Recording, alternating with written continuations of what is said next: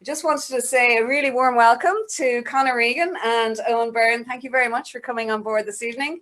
Hi, Helen. So tonight's Catback Chat is with myself, Helen, because Shawnee's having a night off. So welcome. And I just wanted to open the conversation. I know Conor and Eoin, we go back to maybe 1989, 1988. Would it be about then? It would be 1988, I think, I would say. Yeah, because I would have known you from town previous to your head and stuff like that. Conor, I knew from head times as well, and then we did a little bit of work in London together, so that all goes way back.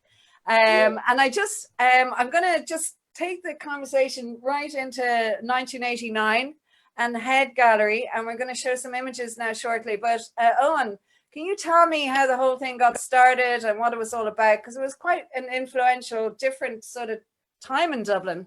Things were moving quickly, and sorry, go ahead. What sort of, how did it get started? Tell us about Head. As far as I remember, it was in 1988 because that was the Millennium Year, wasn't it? Oh, okay. And there was going to be a big festival, and I remember sitting at the bar in Grogan's with Rory Breslin, a friend of mine. He was a sculptor. Rory, Jesus. And I was just saying to him, you know, Rory, nobody's going to do anything for this. You know, the Millennium. That was for this Millennium thing, yeah. Yeah, well, it was all very official, and flags, and very. The Millennium, but that's 2000. Was this? This is 1989. No, it was the Millennium. Or it was some anniversary of Dublin itself. I think it was the Dublin City of Culture, was it? No, it wasn't. No? It was. Millennium of Dublin. Yeah. Okay. Yeah. Now I'm with you. So I said a friend of mine has a building, and that was Owen Foyle. Just bought number 14 East Essex Street. And I knew it was vacant, and I had been using it as a studio, just the ground floor, because the stairs were wrecked. That's a fabulous building, isn't it? As well, just to cut a long story short, we just literally through serendipity and friends and everything opened a sculpture gallery for 3 months for the summer there, and we had 3 different shows. We had some projections. A guy from New York came over and did showed some short films, and literally we went to the local bars. Old school friends of mine had just bought the Temple Bar pub, the O'Regans. They went to Sink Street with me, and it was just everybody was on the same street and on the same page, and it really worked. It was timing. We got everything for free. We had no money. No spirit about it. I mean, I've really clear memories of that time, and the whole vibe. It was really buzzing, and the streets. It was all part of what was going on in a way around Temple Bar. So we were discussing before this happened, and what Temple Bar was about up to that point, and why they got people involved. Mm-hmm. Do you remember we were talking? So you were saying that Temple Bar it was Properties something like an EU. Temple Bar Properties initially didn't have anything to do with the Head Gallery. I don't even know if they were formed yet. I don't know. We didn't. No, I mean the movement in Temple Bar itself, when the artists were encouraged to move in, and you were saying that you felt it was the Irish government trying to sort of say, hi, we're fulfilling our cultural needs. Was something like that? Yeah, well, there was an element of that. I mean, if you're getting funding for doing something from somewhere, you have to show that you're actually doing that thing. So there were exhibitions put on in the street and using shop fronts and building fronts. So I remember one with bread. Do you remember that they had the whole shop full of bread? Yeah. That was Anna Markovits. She made the what do you call it, the Joyce's Tower out of bread. That was the Rusk, 98. Yeah, I remember that. Yeah, but there was another piece in one of the shop fronts. I can't remember his name, but he just put a load of bread in it, and he It was supposed to go stale, and it never did. No, but he was expecting it to rot. That was the whole piece was he was expecting it to rot, but it didn't, because it was sliced pan. You know, it doesn't rot because there's nothing in it. So I remember going down the bar every day and going, "Where is the mold?" Like, I'm watching this thing. Yeah. It never actually happened. It was good fun. Cameron, we were just going to bring up some of the art. There was an eye image there that we were looking at earlier, and sheep, and these were all images that came from. I just wanted to show the viewers some of the work that was coming out then. Now, there you go. So that was one of yours, Eoin, wasn't it? Yeah, that's I made a lot of stuff very roughly carved and then painted things. So they were railway sleepers. Oh, lovely. Elements. The biggest one there, I think, was about 1.5 meters, and it was quite a big piece on the wall, you know, on the end. Was that mounted up on the wall, or was it on the floor? Yeah. There were steel bars holding it to the wall. Exeterophobia, it was called. Exeterophobia, nice. It's really nice. I like the word. Isn't it, Connor? So they're sort of thick wooden pieces, you know, like railway sleepers, you know them. Yeah, no, it looks amazing. Yeah. And where did they end up? Are they with some? No, I sold them to. Who did I sell them to eventually? I can't remember, to be honest. I remember I still do write down names of people who buy stuff, but I have it written down somewhere. Oh, you're grand, don't worry. Is there another image there, the sheep one maybe? Hang on, here we go, sheep. So tell us about the sheep. Oh yeah, they're actually made out of a beam that I found in the building that had collapsed. Again, roughly carved with a chainsaw. So that's an actual beam, and then you cut into it, kind of thing, rather than attach it. Okay. Yeah. And is that then pictured in water? Is they end up? We installed it in Bolton Street for another exhibition afterwards, and they bought it eventually. It's in a pond in front of Bolton Street. Wow, I must go and see it sometimes. No, it hasn't been there for a long time. It wasn't suitable for leaving out in the air. That was just there for an exhibition. It's lovely. And I don't know if we have it here, but you had another carved pig that I loved as well. You have various versions. Was there only one pig, or was there a number of pigs that you made? There was two. There was two. Okay. One was for the bar with no name. You know, above Hogan's. Yeah. and then one was for another client. So I just wanted to talk about Dublin around that time. Connor, you were sort of a man about town as well. Like, what was your impression of Dublin at that time? Where were you hanging out? What were you doing? What are your big memories of the time? Well, I was. You must have been still in college, were you? What's that? Were you still in college in 1988? I was in College of Marketing and Design. Yeah. And did enough work in College of Marketing and Design. It was a shit school. It was really crap at the time. I believe it's a good design college now. But I got into third year in NCAD because of the work that I had. And because when I was 17, I got up my first exhibition in Dublin. Where was that, Connor? It was in the Grafton Gallery in Dublin. Oh, nice. That's quite a nice land for your first exhibition, isn't it? It is, a very early age as well. I mean, there's so many stories about that. But anyway, you've only got so much time. But I loved that. I loved NCAD an awful lot. They were very good to me, and I hope I was good to them. And I went on to the Slade School of Art. And I was doing, like Eoin, organizing exhibitions all over the shop. Yeah, you had a great career. We'll get to that shortly. We were just sort of going to talk a little bit more about Dublin for a few minutes. And like, where were you hanging out? Were you in Grogan's and the Shelburne and those sort of places, or where were you going? Yeah, of course, the Horseshoe Bar in Shelburne. And then in Grogan's and the Bailey Bar. I mean, so many stories about there. And Tobin's as well. Tobin's was actually a more intellectual pub. Yeah, I remember that. Yeah, than the Bailey. The Bailey's was more hairdressers, wasn't it? And models. Yeah, students, multi-Trinity students.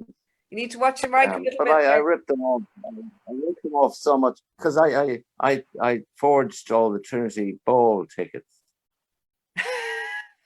How many? I did. I was only supposed to be. It was supposed to be just for a group of friends, say 10 people. But I ended up doing about 300. I'm making a fucking fortune out of it. 300. That's a lot. I hope you got a ticket, Eoin, did you? Kildare and Wicklow people with loads of money were looking for it. They couldn't buy Trinity Ball tickets, so I sold them to them. That's good. For those of you who haven't been to the Trinity Ball, explain what it was like in those days. It was amazing. We all dressed in top hats and tails, and it was the largest enclosed ball in the world at the time. Really? Wow. It Very was amazing, and the best bands were playing. It was an amazing place to be, an amazing time, because it was an amazing time because the drugs that were coming through Dublin were amazing, were incredible at the time, because Dublin's ports weren't looked after. They had no security on the Dublin ports. So anyone could get heroin or coke or hash or anything they wanted. Was there coke in town at that stage? I didn't know that. I thought cocaine came later to Dublin.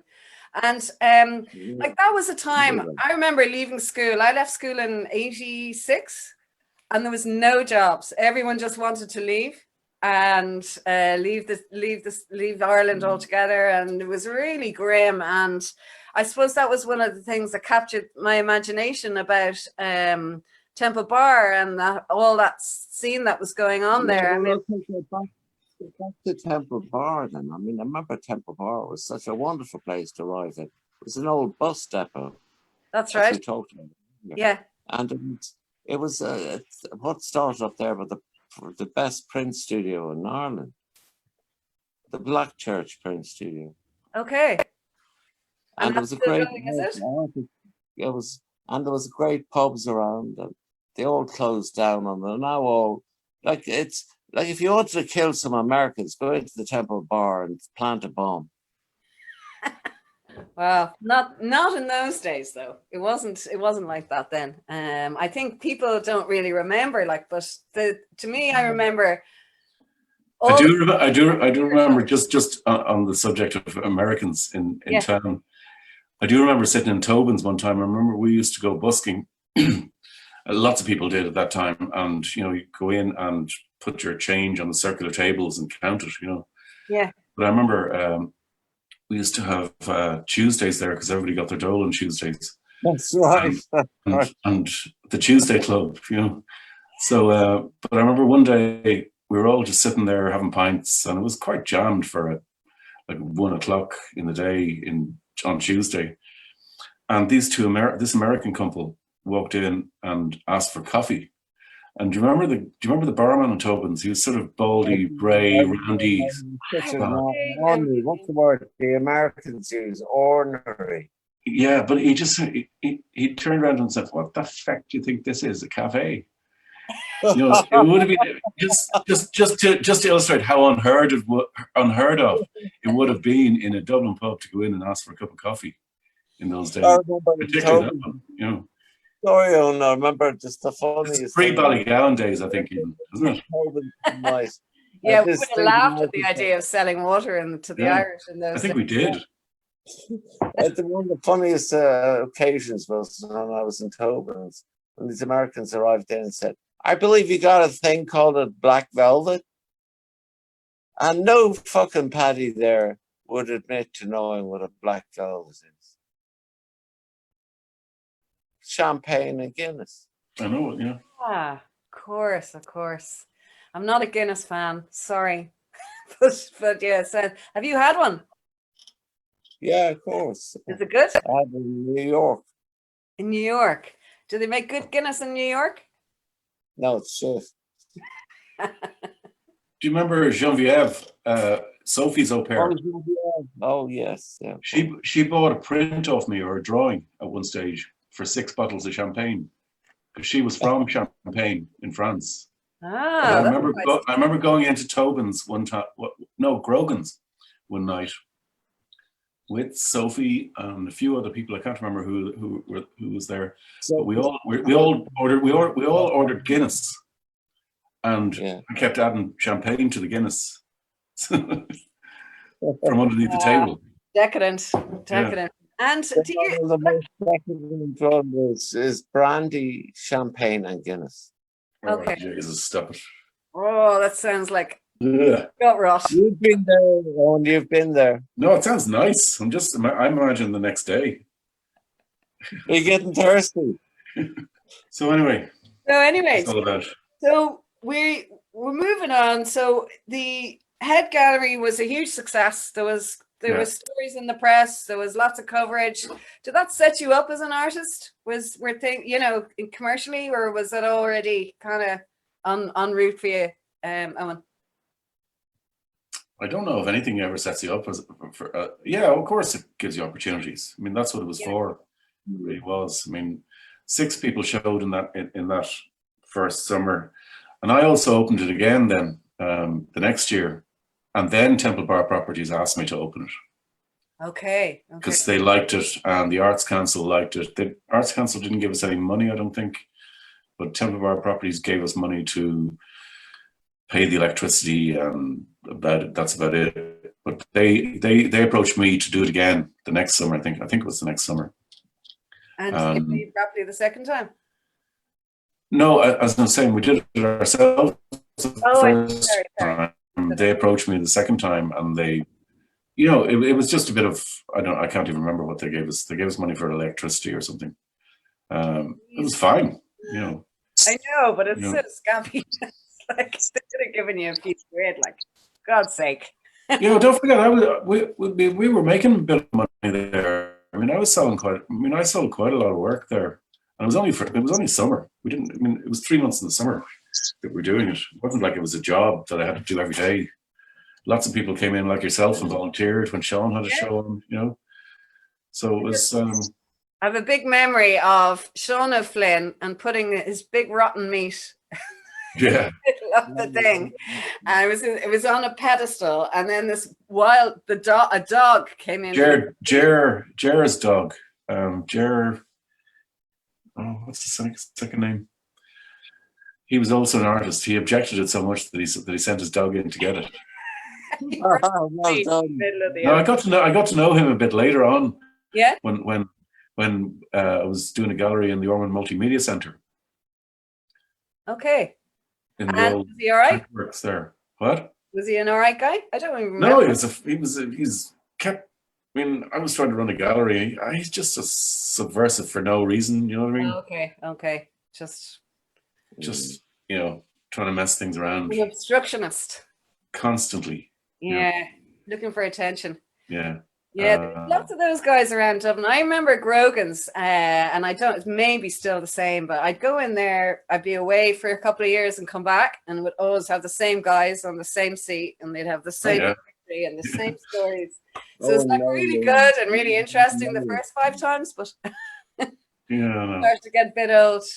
And tell me, Conor, you went to London. London was your first port, really, of developing yourself. How was that as a young Irish artist over there? Did you capitalize on being Irish at all, or? I think so, because I went over there to go to the Slade School of Art, and it was amazing. It was so much trouble. I got into so much trouble, of course, being a paddy in London. I started off doing exhibitions because I was working on the building sites.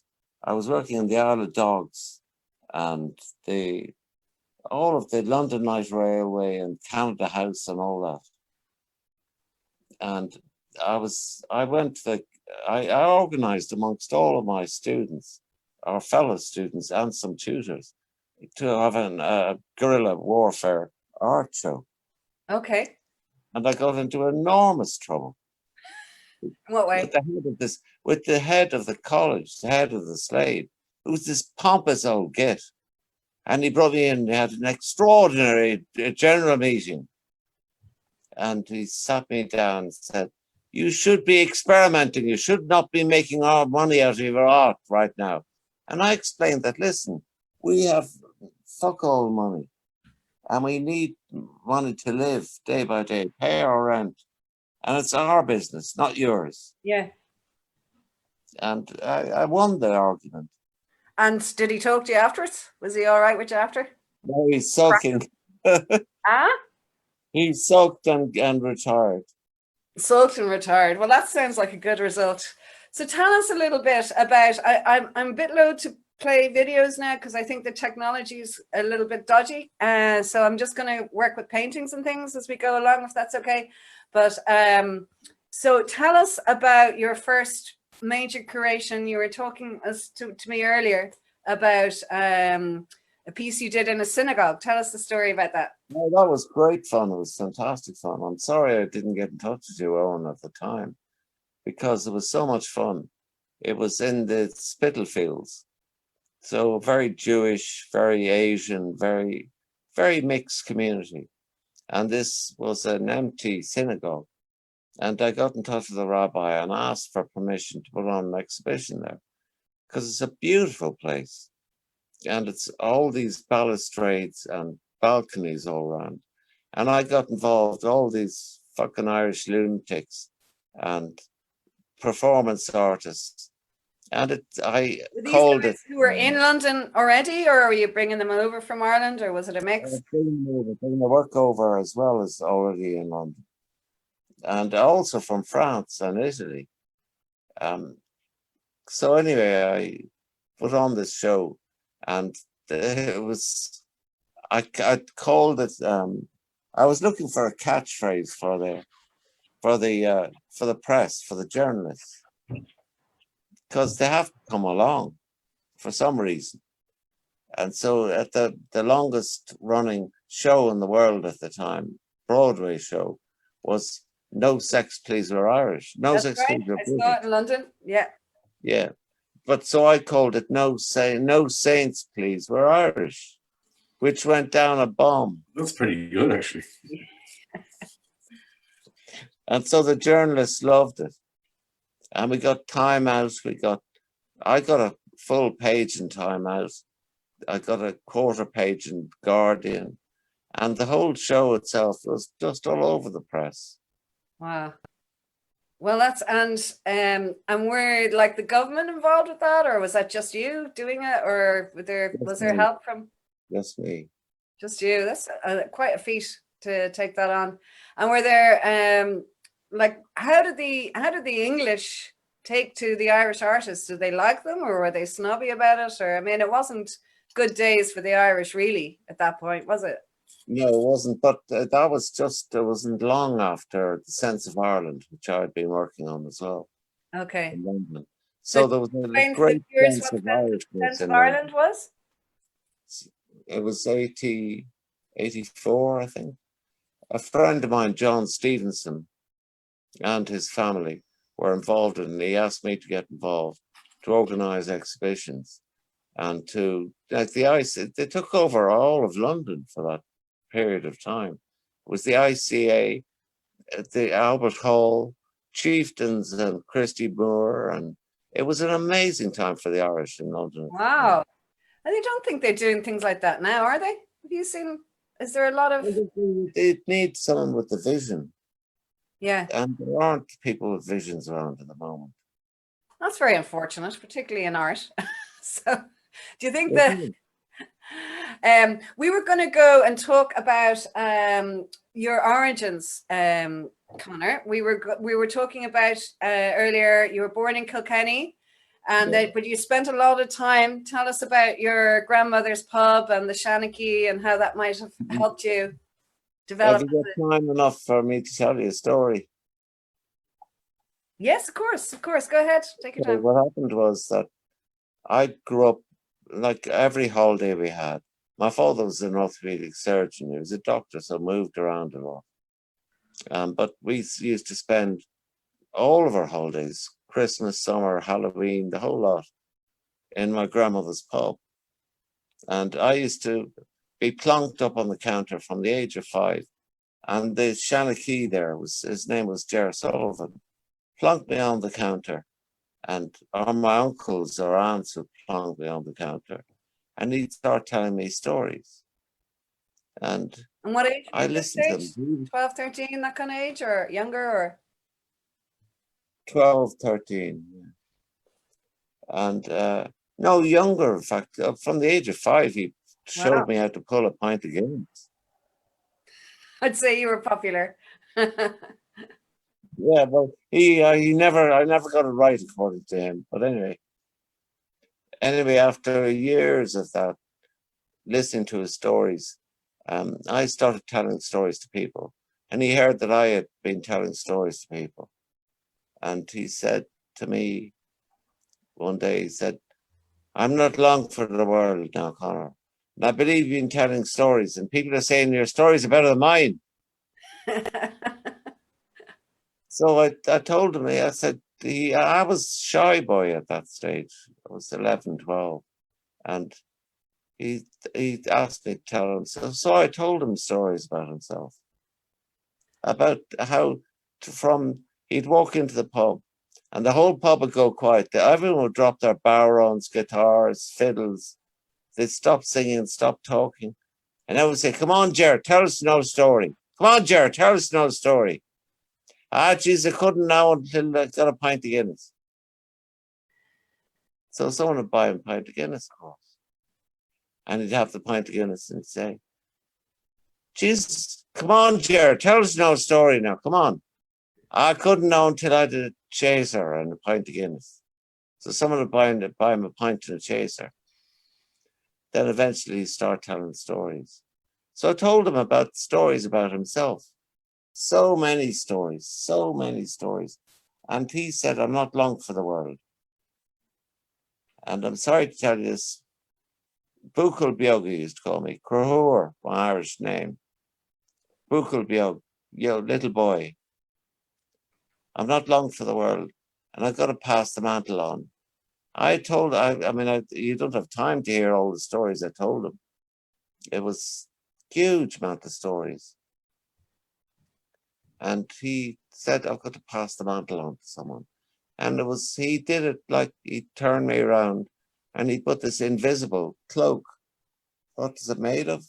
God knows. Fur, gold and silver. It's fairy weave, I'd say. Yeah, good. Yeah, sounds like Definitely sounds like fairy weave. So I became the Shenanigans, and I really bolstered against it. I didn't understand it at all at first, at all in the slightest. But that was the beginning of my art education. wow. And that moved. We're going to have a look at one of your images now.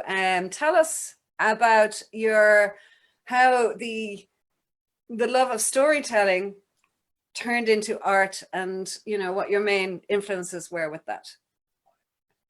It's an image of a building. It's one of Connor's ones. You can show it to me. I need to see it closer.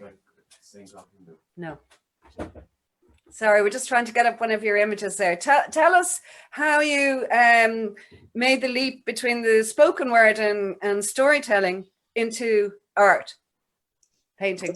They're all intertwined with me. I mean, my pictures are all stage sets. Okay. They're all dramatic. They're all about how we imagine, even if there's no person in them. They're about drama. And it's an awful lot to do with storytelling and to do with visualizing something that's really important to you. Like the puka that I sent you.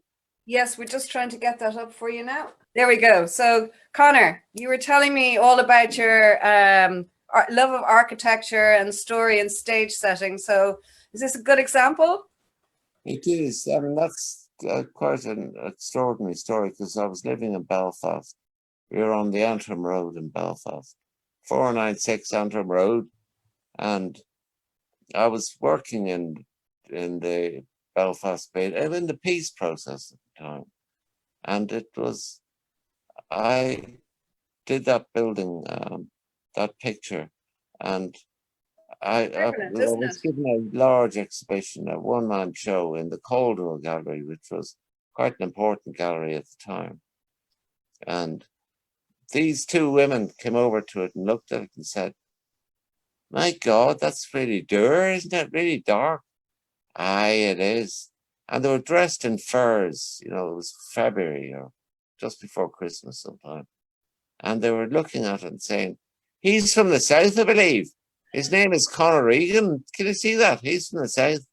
It really is dour, isn't it? Very, very dour. Do you think it's political? And was it political for you? No, it wasn't. It was a Okay. reflection of how I felt.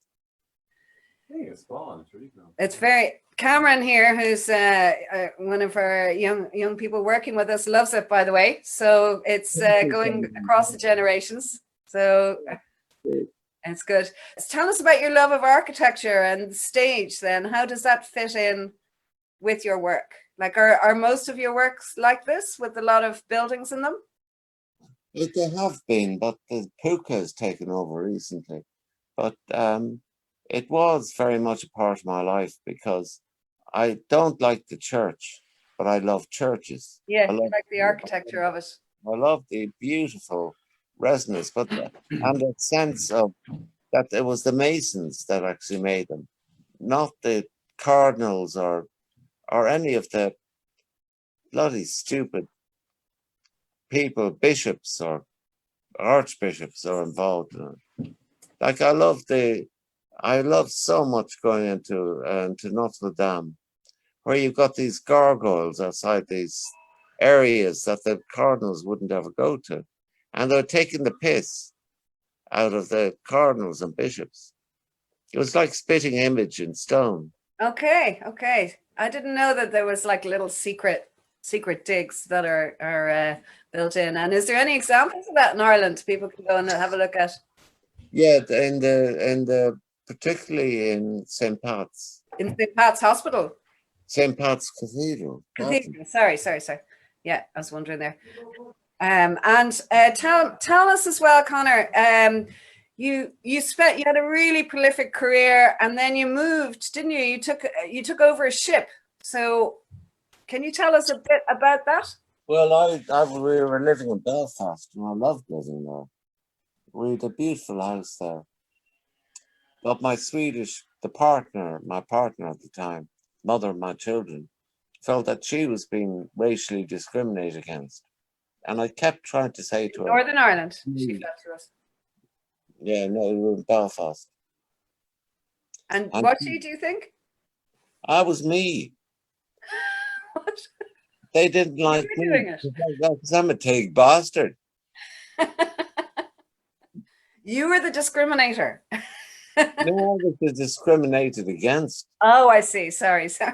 I thought you No, she wasn't. Anyway, sorry, my misunderstanding. And so you moved. You decided to go over to England. Yeah, and because Frida that's my ex-partner, got into the Goldsmith School of Art, which isn't too far from where the ship is. So we sold the house and got a reasonably healthy amount of money. And we bought the ship.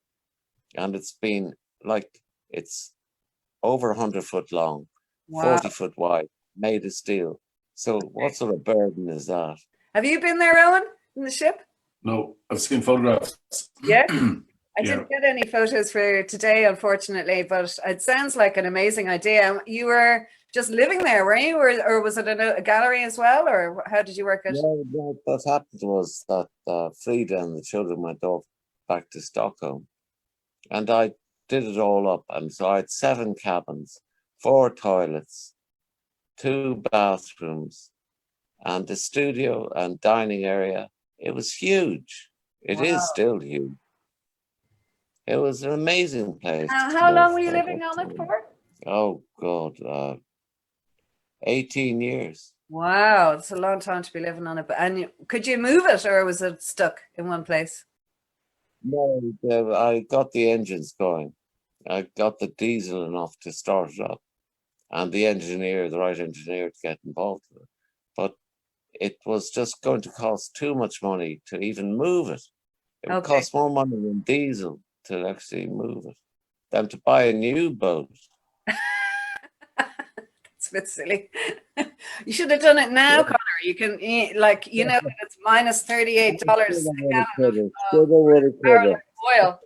You'll actually make money now if you put it in. They pay you. So you were there for 18 years, and were you moving around? Were you still traveling across Europe, or were you stationed where you were? I organized a show in Les Halles in Paris.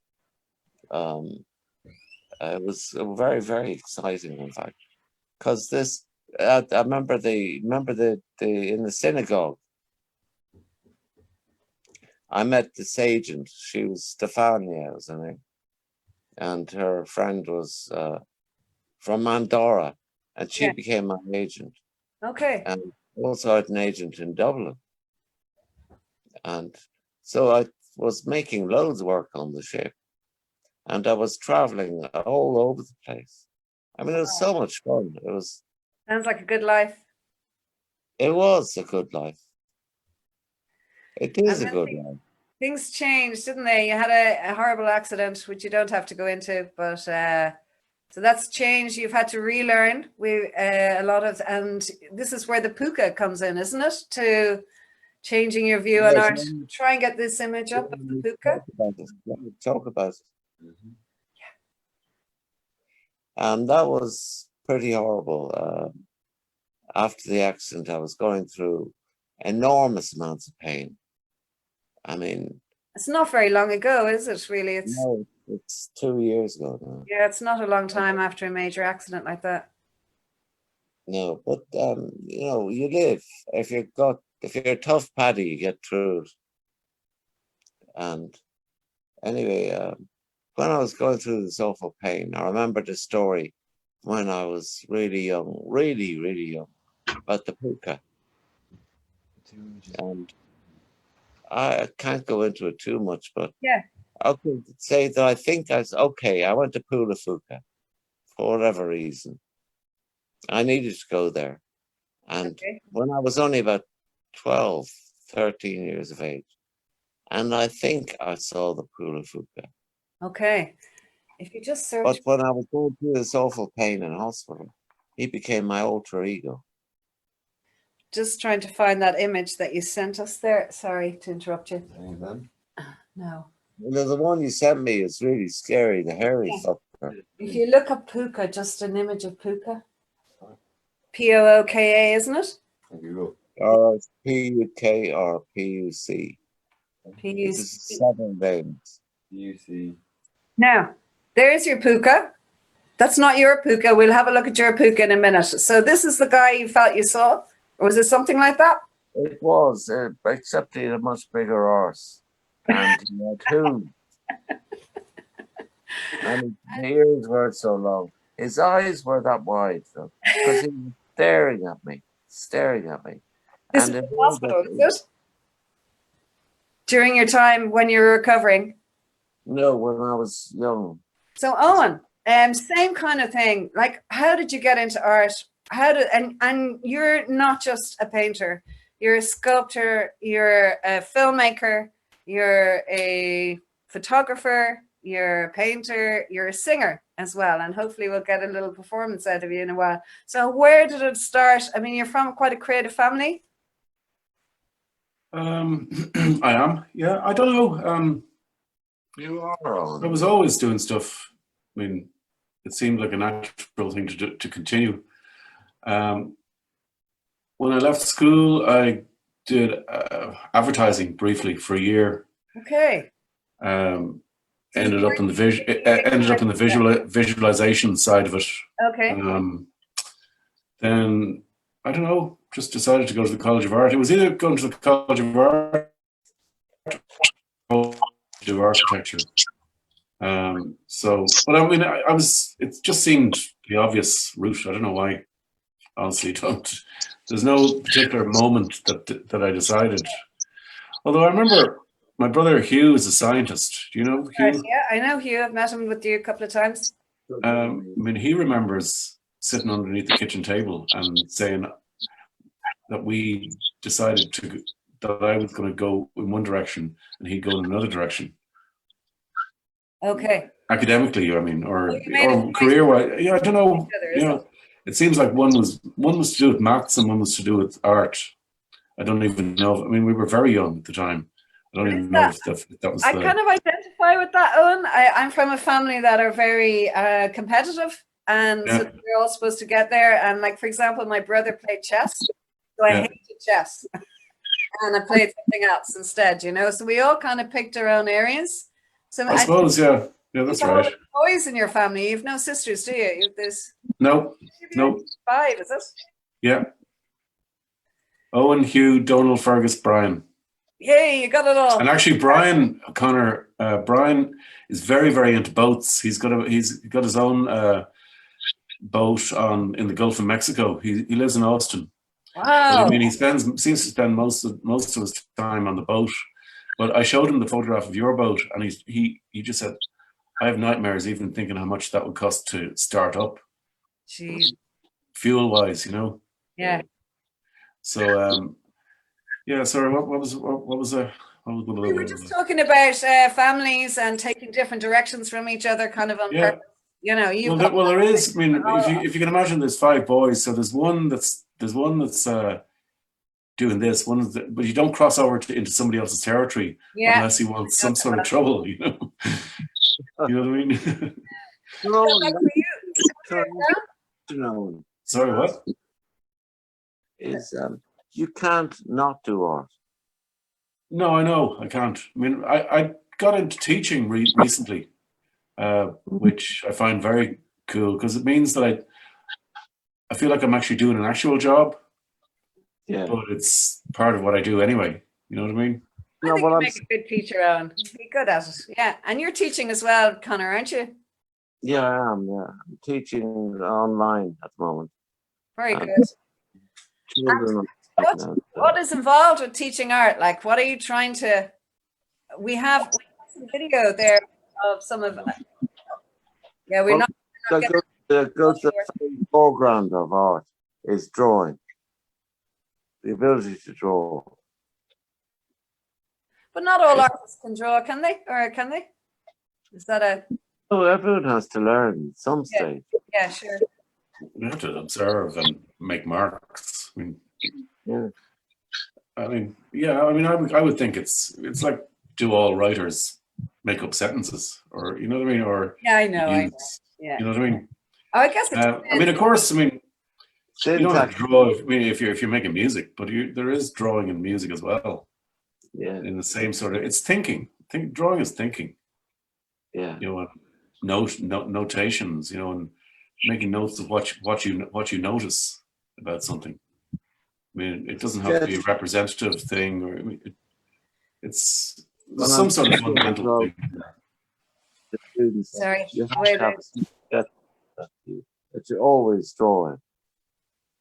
Or it's not a journal, it's not a register, it's not anything, but it's like you go to a restaurant, or even McDonald's, and you're with some friends there, and you write down on the back of the menu, back of the receipt, that so and so was there, and they had a row, or they had a good time, or they were in love, or whatever. You've got on the receipt, you've got the date and time.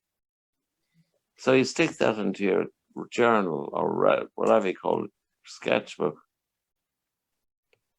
That's one of the important things, is always to carry around the sketchbook. And would you draw all the time, Connor? Like, I know it's hard for you now. You've got an injury, but you relearned everything, didn't you? I did. I taught my left hand to draw. Wow. So I'm ambidextrous. I never knew I was, but now I am. That's one way of finding out. I've like huge respect for you for doing that. Oh, and I'm just looking at that painting behind you there. That's yeah. Huh? Lots of people are talking. There's loads of comments, by the way. Any comments One's just saying it's gorgeous. Himself is even looking at it. Ah, brilliant, brilliant. Loads of positive comments out there. And while you're at it, could you share to my page, because I was trying to tell you what video to do, to share it on video so people can see it. Yeah, it just happens somewhere. So, the painting behind you. Tell me about the painting behind you, because it's been up online and you've been developing it, and big one there behind you. I know which one you're talking about. Okay. Sorry. Tell you about it. I suppose I'm making up my own view. I mean, I don't know. It's a totally made up landscape. It started out as a linen canvas with charcoal, not random lines, but perspective. Just imagining a space. Just again, really drawing, Connor. Did you know where you're going with it, or roughly even, or? No, I still don't. No, that's the best way to be, is not to be I sure. still don't. I hate when I know what I'm doing. It's like, okay, I know what I'm doing now. So why am I continuing? You know. There are all these little spaces now in this painting. I'm on a desktop, so I can't move the camera. But I mean, I can bring the painting. I mean, I recently put a few little armchairs in it because I thought it would sort of be my COVID-19 painting. Yeah. So I can bring it up to the camera. Yeah, let's have a look. I was saying that as long as there's a cold Chablis. Can't see what you're seeing there. Oh yeah, I see the armchairs. We just seen the close-ups of the trees and the journey through. There's loads of depth. Really nice. Yeah, so I'm in the middle of that, but yeah, it doesn't. I mean, if you look at my paintings, they end up being sort of like a landscape or a chair or a this or a that or But I mean, they all start out with completely random, energetic drawing or throwing paint at something, and then merge. Do they? Well, yeah. And is it the same with sculpture for you? No. Sculpture. Well, my sculpture would be normally carving. So you're carving stone or wood. You really have to know more or less what you're going to do.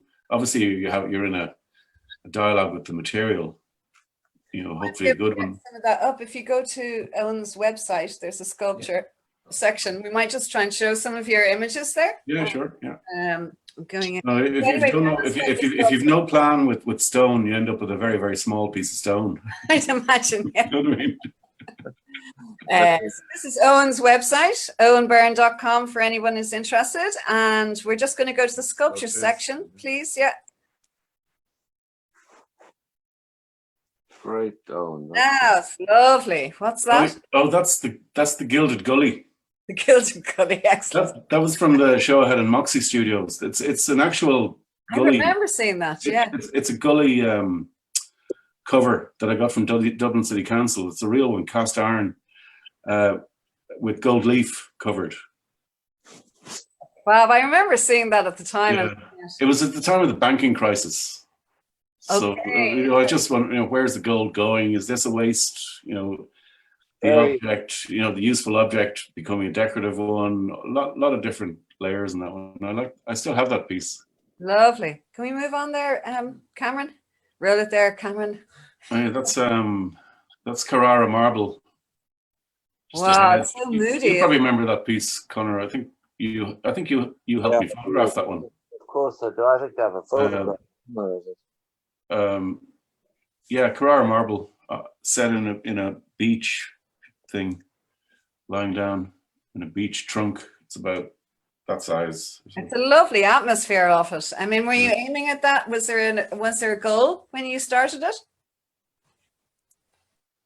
Well, did you? The goal was to make a piece of sculpture. I mean, the process is the interesting part. I mean, I set out. I knew I was going to make a half a head, and lay it down inset into a polished piece of wood. I mean, I like the contrast between the materials for a start.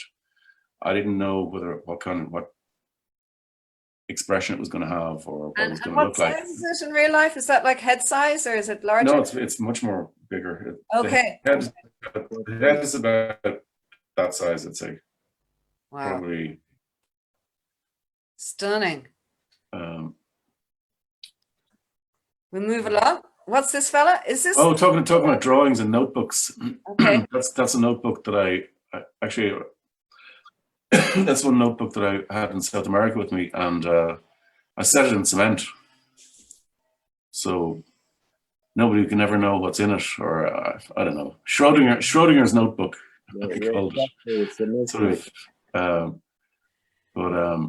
Schrodinger came up the other day on my Facebook. It's called Schrodinger's flirt. Have you heard of that?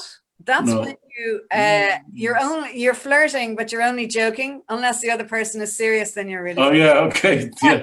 But his name has been used for lots of those situations, hasn't it? Well, that's one of them. Anyway. Gorgeous. That's a table I made in Berlin. It's sort of, you sit down and can you believe it? We actually had a landline at the time. Nobody would have it now, but that was the idea. It was a telephone table. Telephone. Sit down, you know. Just the idea of that, people don't realize. Did you have a phone in your hall that everyone queued up at Christmas to talk to your relatives? Yes. Probably, yeah, yeah. Well, or we disappeared because we didn't want to talk to them. Exactly. Oh, don't talk to your granny or your uncle Paddy or whatever. You know, no, I don't want to talk to him. I remember even queuing up for phone calls. Oh, that is gorgeous, Owen. Really. Oh, I remember those, Owen. I remember those so well. That you. Oh yeah, they were from an exhibition that I had in the Origin Gallery. You were there, Connor, at the time, on Harcourt Street. Yeah. They were the same. It was sort of. I just decided to make lots of heads and do all sorts of different things to them. You know, it being a sort of a modular thing that everybody recognizes, can be simplified, nearly abstracted, but still somehow has an expression. Sure, yeah. And then, you know, just interfere with them in various ways with different materials. Glass, plastic, gold leaf. Excuse me. Mirror on the head in the background. Yeah, that's a head split into center, and there's two mirrors. So actually, if you look in the center, it's sort of an infinite space there. Yeah. Excuse me. And the butterfly? Yeah, the butterfly is set behind glass there. Does that says to me airhead, but does it? Yeah. Well, I mean, it's gorgeous, but it's sort of like, you made a dumb one. Yeah, but the thing is, your interpretations are on you. No, that's a way out. That's an easy way out. Move on. No, but yeah, I mean, you're probably right there. It was sort of about those moments that all, you know, your thoughts are just floating around everywhere, and your skin disappears, or I don't know. Yeah, I know. Your physical thing. Yeah, that's another one from that exhibition. That was, you know, that it's nearly a trick. It's reverse carved. Ah, okay. Into a trunk. So they all had I don't have them now, but Pat Moran. Do you know Pat? Pat Moran. No, yeah, he's a wonderful guy. He wrote 4 short lines or so about each of these pieces, and we did a little catalogue. He's such a brilliant painter. It's lovely, and it really is an optical illusion, because you can't really tell from the photo that it's inverted, except the light. Yeah. The light gives it away a little bit, but otherwise, yeah, very cool. Move on then. Yeah, I find yeah. What's that? Yeah, I inset the light when I sold it, you know, properly. It was temporary at that stage. He's a fine looking man. What's that? Is that made of glass, or what's that? No, that's carved wood again, burnt. That was an exhibition I had in Berlin, or no, not in Berlin, in southern Germany, in Ravensburg, in the Sparkasse there. They have a gallery, the bank, and it's an exhibition of about.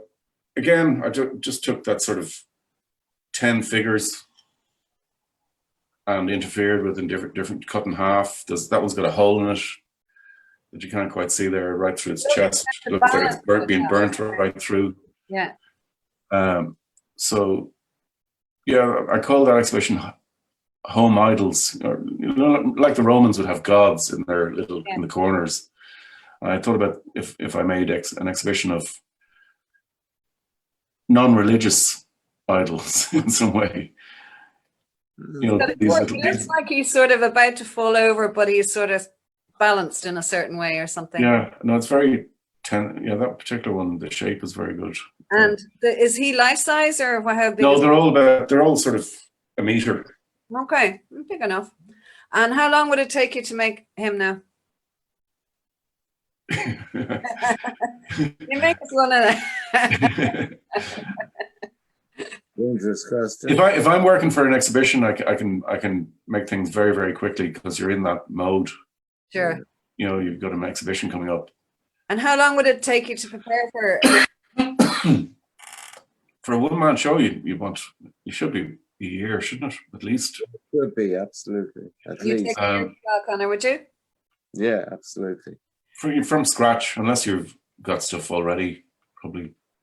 Or even if you're having a group show, you still need to have the invites done, the amount of people, the journalism done. You have to do so much work for it, unless you've got a gallery doing it for you. But even then, it is about a year long. Wow. And is it worth it going through galleries? Like if you're advising a young artist starting up now, like how do they get going? Well, I had my first exhibition when I was 17 years of age. I was ridiculously young in Dublin. And they did all the work. The gallery. Yeah. The gallery, and they got the right people in. All the big buyers, the buyers, sellers, they have an invite list. And they have the potential to get journalists in. I learned the journalism myself later, but it's very important that you rely on galleries as well. I think so, yeah. And I mean, an artist is not necessarily a good marketer. So, you know, not necessarily a bad one. Huh? Either. Not necessarily a bad one either. No, and there's a lot of amateur marketing out there at the moment. Yeah, absolutely. These days, in particular, but back in the day, Eoin, it was you had to rely on so many other people. Oh yeah, invitations. Yeah, we had to just make the work. And what do you think of these virtual galleries? Have you seen most them online? I was having a look at those recently, and it's actually like going into a 3D room. Have you seen them? I have, yeah. Yeah, what do you think of those? The ones I saw, I was kind of disappointed. I mean, there was one for the Van Gogh Museum, and I don't know whether it's me or not. I just found it very, very difficult to control. What do you mean difficult to control? Well, just to navigate, to actually go through the thing. You know what I mean? Okay. I think a lot of I use a desktop most of the time. I use a phone, but a desktop or a laptop usually. Yeah. And I think more and more and more, these apps are all made for phone control. Okay. And I think a lot of them work a lot better like that. I think it's a good way forward for artists, actually. I think, I was looking at some virtual gallery space just to see what it was like, and I saw some pretty good stuff. I'll send you a couple of links, see what you have to think about it. Not right now. There's nothing to stop me making my own virtual gallery. No, not at all, no. And there's like packages like you can get that are... There must be, yeah. Yeah, and... a 3D room, I mean... Yeah, no, it looks fine. And there's ones that you can get into. You can choose the walls, you can choose the lighting, you can choose, Yeah, of course there is. Yeah, I mean, 3D animation is well on its way, isn't it? I mean, especially now we're facing things like this where nobody can move or travel or anything. I mean, an artist still has to get out there, and I think virtual galleries are a pretty good idea, really. Be more difficult for sculpture, I think, unless you have your own 3D modeled version of your... Oh, yeah. But I'm sure you'd probably photograph it in some special way.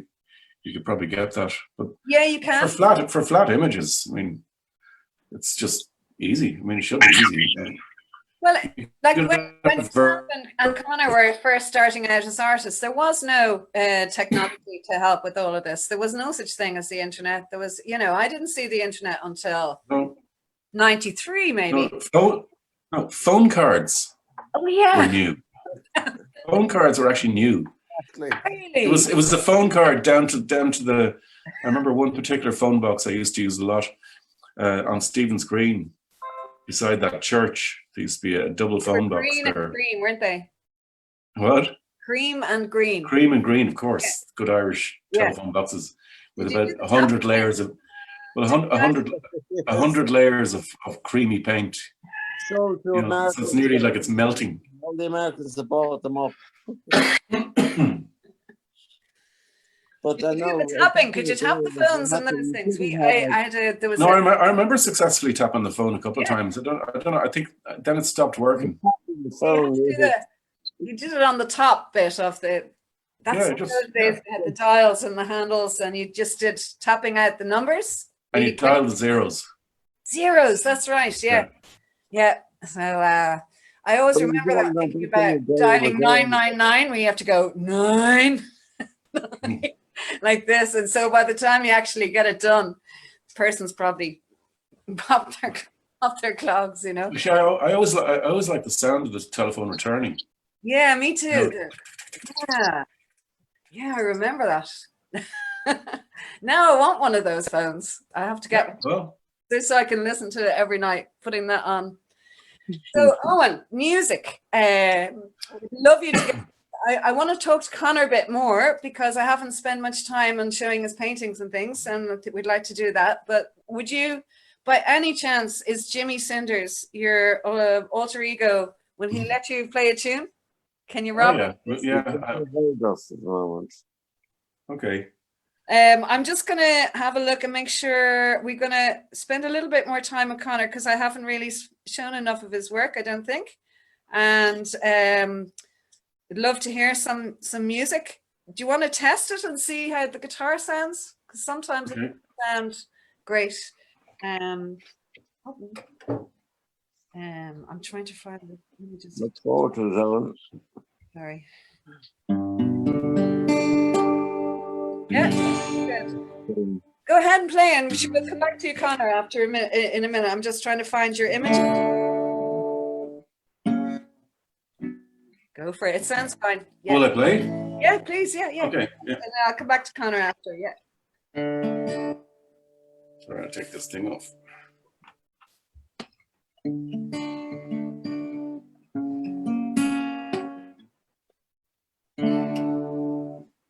On a planet captained by actors, we'd all like to play our part, and we do. Yes, we do.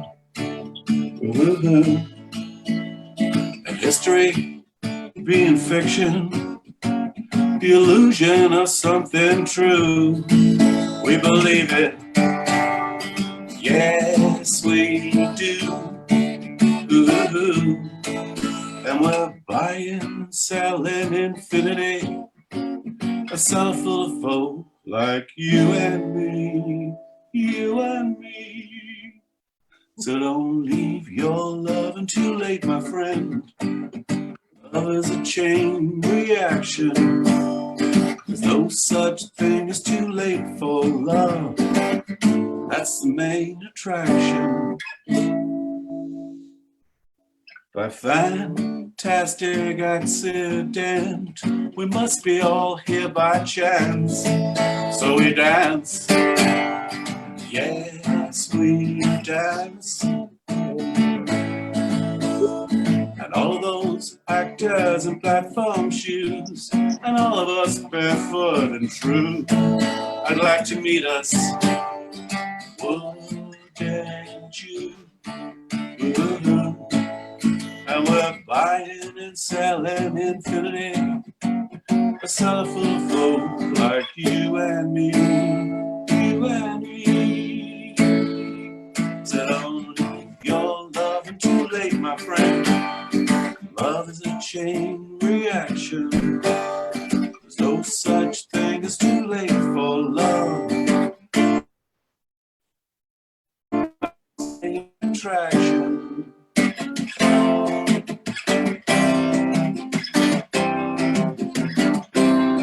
I saw you there, impossible you there.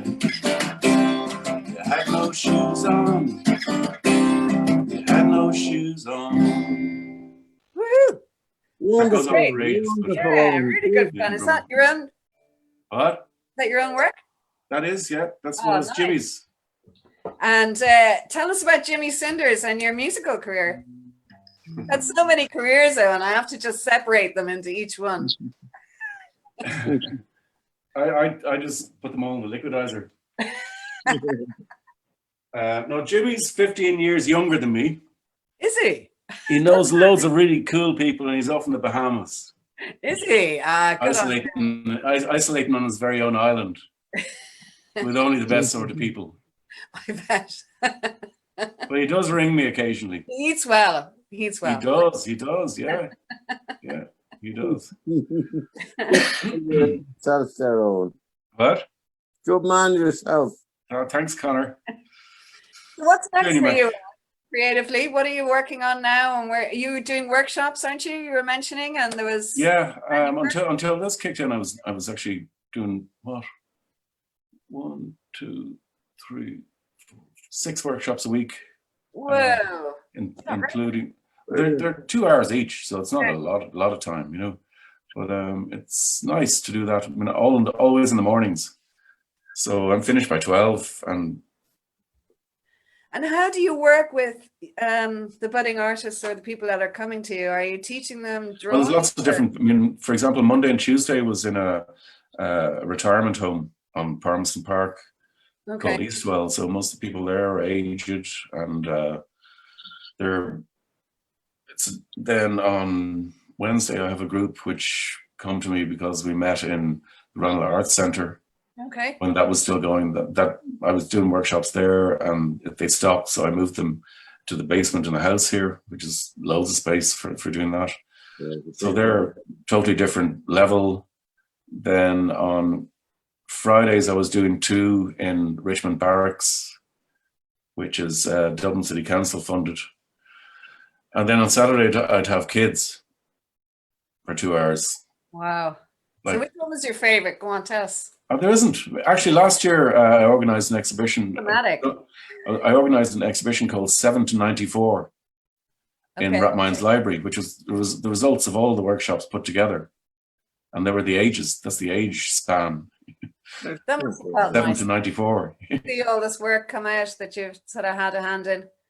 Yeah. Nice. I'd get a kick out of it, to be honest. I really do. Yeah, I love teaching as well. I think it's very, very rewarding. And Connor, you're teaching online. How long have you been doing that? It's about a month now. Oh yeah, and how are you finding that? I love it, but I miss working in the prisons, actually.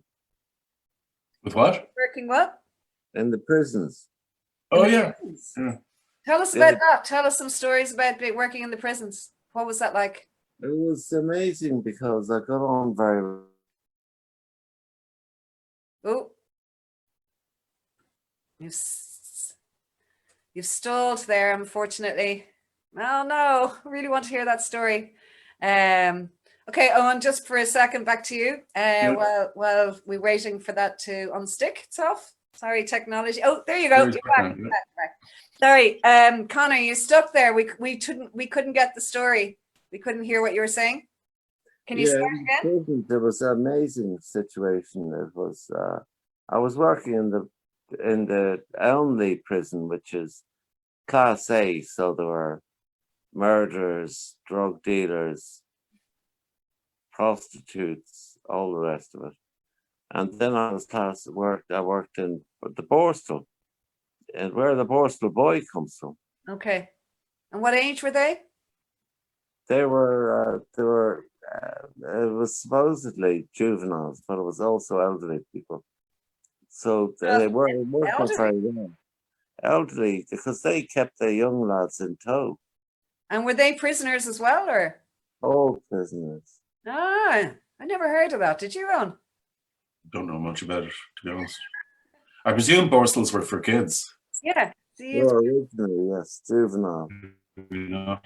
That's maybe what they put them together. 15 years of age with explosive material, ready to blow up Birmingham. They tried to blow up the lads in the Borsa. No, he was caught with explosive material. Okay. This was one of your students. So the Borstal was his alma mater, basically. Okay. And so he wrote The Borstal Boy about it. Okay. Okay. And so I was shown his cell.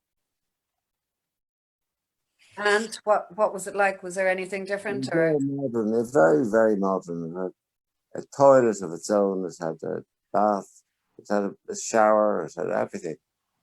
It wasn't anything like what Brennan Bean would have gone through. Okay. And what kind of like, did you see it? Was there a difference between the art of prisoners? Did you see different kinds of work? Was it more disturbed? Was it happy? Was it just as different as any individual? Was there anything? No, I ran a magazine there, which I believe is doing, I was told recently, it's doing incredibly well. I started a magazine amongst all the lads in the Borstal and in Elmley, where they wrote down their poetry, their prose, their stories, their art, and I published it. Ah, like to see that. It was written by prisoners for prisoners. Okay. Never. They call them. Sorry? Inmates. Inmates, yeah. And did you find the work very rewarding? Probably was. I loved it. I loved it very much. But the unfortunate thing was that there was so much administration.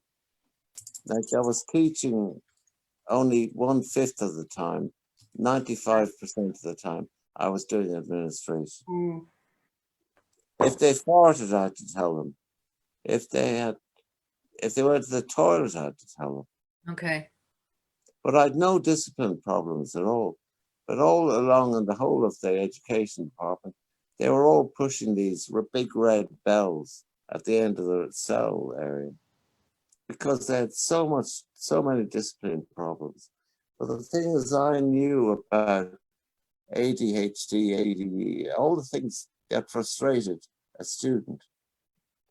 And I talked to them about it. And they got all the best results that the prisons ever had. Wow. That must be make you feel good to see that happening. It does. Yeah, of course. It's great. No, teaching is great. I mean, like, you sort of feel a part of other people's growth, and that's very rewarding. Nobody can really pay you for that or measure it or anything. So I know for myself, it's tiring though. No, you're right. You're very right. Yeah. It's priceless. And Eoin, are you going to go back to the teaching now after the whole COVID thing? Is that your goal or? I'm doing it now. Owen. Oh, sorry, Owen. Yeah. Sorry, Conor. Yeah, I was asking Eoin though. Yeah. I don't know. To be honest, I don't think the older person's thing. I think that gig won't be available in a retirement home.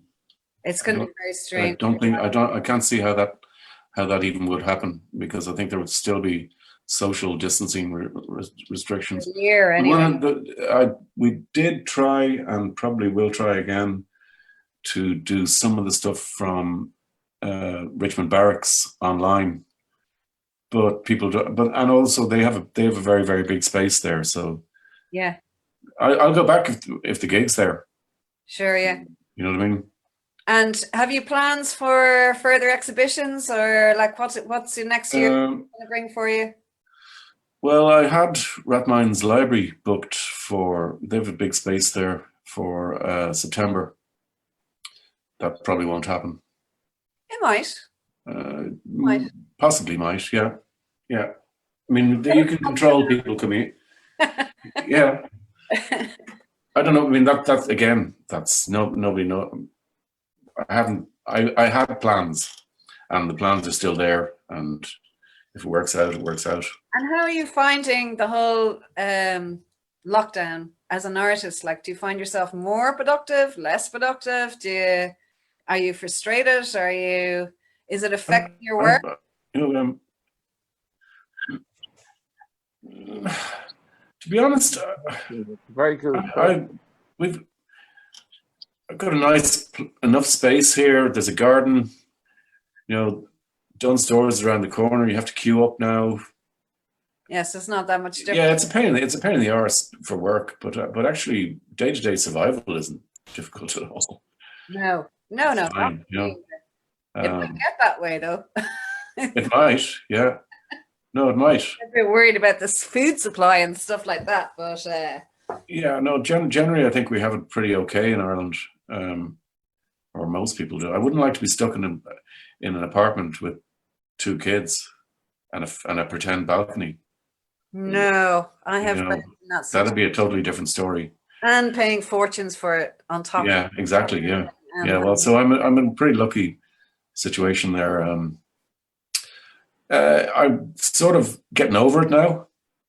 That's Yeah, sort of like enough, you know. ready to That's fine, you know. moving again. Yeah. Yeah.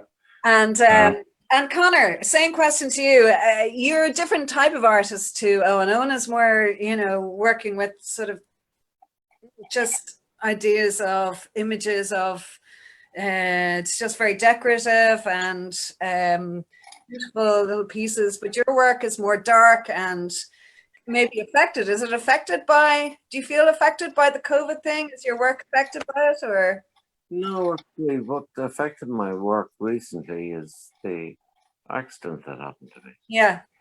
COVID doesn't bother me. I like my own company, very fortunately. Yeah. I like my company. And I like to listen to music, reading books, drawing, painting, just fucking around. And there's so many people here they live in this big, large building who are so bored and lonely that I go around to them and try and talk to them. Yeah. And I enjoy that. I love their stories. Yes. I love the stories they tell me about their lives.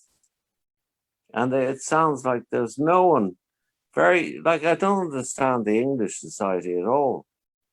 That these people, these elderly people, aren't being looked after by their families.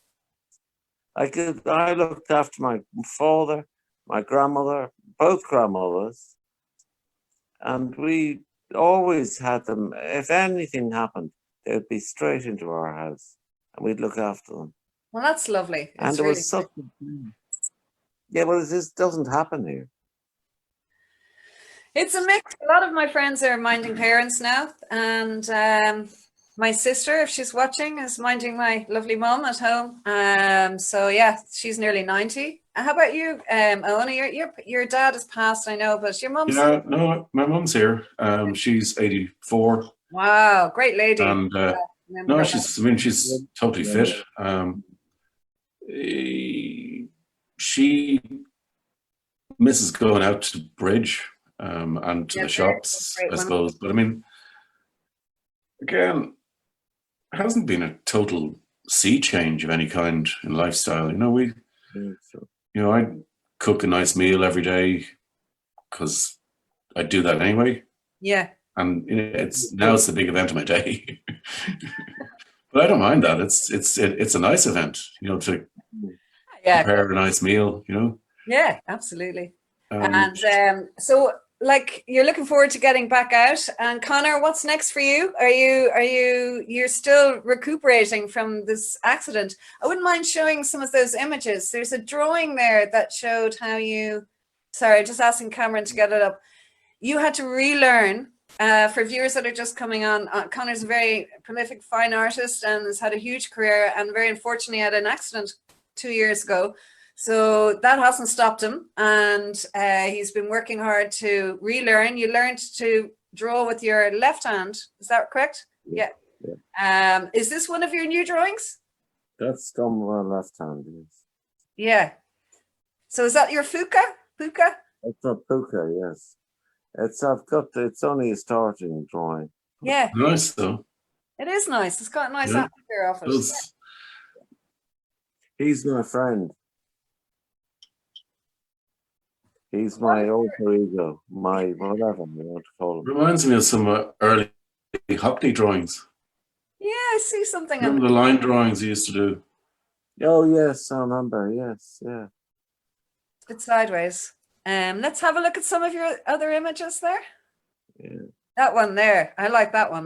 That is extraordinary, because I was in the hospital, and this cousin of mine, Barbara Baxter, I don't know if you met her, Owen. She's a beautiful woman. and she gave me a sketch pad with the most beautiful paper and charcoal that smelt of cedar. You know those cedar? Yeah, yeah, no, it's cedar smells like. And she gave me them, and I was so fucking scared of them. They were on my hospital table in the MCH, Medway Hospital. And I was so scared of them. But this friend of mine came from County Clare, and she said, Jesus Christ, Connor, you've really fucked yourself up now. You're never going to draw again. You were a reasonable artist at the time. Reasonable, yeah. But I knew she had a plot in her mind. I think I knew. Well, anger is a great motivation. Yeah, exactly. She bullied me until I made that drawing. And that's me just before I fell. Oh. Just getting a picture here saying our internet connection is unstable. So just be aware, folks, if we go off air, it's because of that. So hopefully not. Is there any other images there? Yep. Oh, right. Oh, good Lord. Oh, good Lord. That's when I arrived back in Ireland and I'm fishing again. Gone fishing. So is this sort of like a lake scene? Like looks like it's an overhead idea. It could be either sea or I just want to fish again. I miss fishing. What do you like to catch? My favorite is sea bass. Oh, I love sea bass. Yum. I had that the other day. My favorite. Or even rock salmon or anything. Like mackerel or trout when I go fly fishing. I've got about 10 rods here. I just remember just a piece that I had fishing. Yeah, I know others who get great piece out of it. I've tried to do it, but every time I do it, the whole thing gets in a big knot.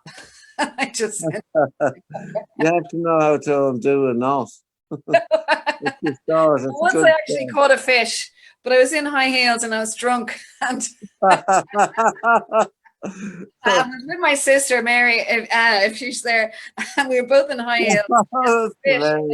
What do we do with the fish? And I'm like, I don't know. Get it with your heel. Do something. So finally, a fisherman came along. We were like, help! There's a fish.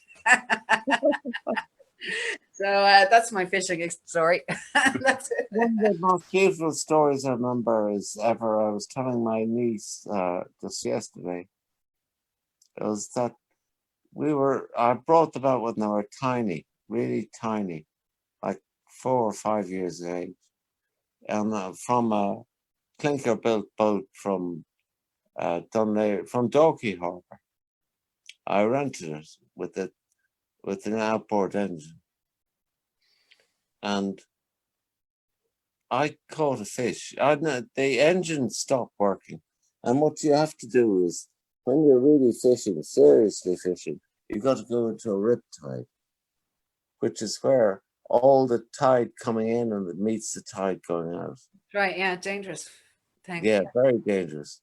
But the engine stopped, and I couldn't panic. Of course I couldn't panic, because that would scare the children. So I kept rowing and rowing and rowing. And I caught it. I had the 2 oars in my hands, but I also had my fishing rod, and I caught this big mackerel. And I rowed and rowed and rowed, and I tried to start up the engine again, and I couldn't. And I got out of the riptide eventually, and I pulled in the mackerel, and instead of bringing it onto the boat, I let it just slide along the side. And it was absolutely beautiful. Oh, mackerel is lovely. The markings on it are gorgeous as well. The petrol colours, all the colours of the rainbow. Do we have any other paintings there? There we go. Another one for you there. This is I don't know if we can change it to the right way up. You have to look at it sideways. Yeah, that's me. Is me fishing with the puka. A musician with a fuka, or is it a musician fuka? That's me fishing with the puka. Oh, it's you fishing with the puka. Sorry, I didn't hear you correctly. So what is, like, I understand he's a mischievous thing, but what significance does he have in your life, the puka? You've gone sideways as well. Everything's coppery. He's my alter ego. And he's mischievous, is he? Or He's like me. That's what I understood when I was in the hospital, is that he is just as mischievous as me. so I don't think shit for people. I don't think any shite. well, good. That's a good trait. So when did you do this piece, Connor? If you look at the picture, there's on my right hand shoulder, you got you got the pain coming from my shoulder. If you look at the holly coming from my knee, Yeah. Oh, all the spikes. That was the pain that I was going through. jeez. But I was still wearing my Irish landlord's peaked cap. Irish landlord's peak cap. I like that. Can we get one that's sort of upwards? If that's no, not that one. No, we'll leave it. No. Move it quick. No there anyway. Quick, No. get off that one. It's a teared one. It's a teared one. Okay, lads. I think we're going to wrap it up. I think we've had. Is there anything else you want to tell the world? You can get this online and watch it anytime. And if you want us to get you edits of it, you're all sideways on us, Connor. There it goes. I'm always a bit sideways. Yeah. What's that behind you, by the way? I'm been curious about that. It's so beautiful. When I was doing theatre design in Romania, Yeah. given this present by the. I'll zoom in if I can. That's okay. Yeah, it's a puppet. A puppet. Ah, nice. Oh, I can see it. Yeah. I can You know, see it. Yeah. if you pull the string, it jumps on you. That one, Yeah, one of those. Yeah. like a bottle opener. It's full of bar, man. It's a fucking imp. So, Owen, I'm not going to force you, but are you into putting out the show with a song? Is there another song in you, or you had enough? I know. Yeah. Why not? Yeah. Yeah. Okay, I'm going to say thank you so much to both of you. It's been great talking and a real honor, and respect to you both for all your work and your honesty in your work. Thank you very much. And here's Jimmy Cinders, aka Owen, to see out the show. And we'll see you tomorrow night with Shawnee. Thank you.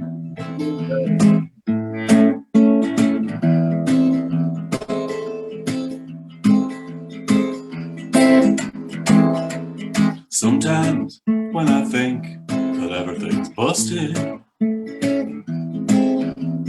everything I thought I knew or even trusted, life keeps turning me round and picking me right up off the ground.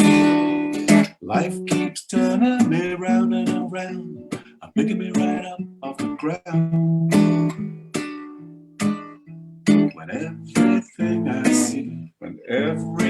I see is broken or damaged, and I get sick and tired of all of that crying, boo-hoo-hoo-hoo. Life keeps turning me round. It's a game of lost and found, lighter than air and not always fair, but a heartbeat's my favorite song. So surprise yourself today. Take the wrong bus or stole away on the plane. Surprise yourself today. Get lost and you might find your way.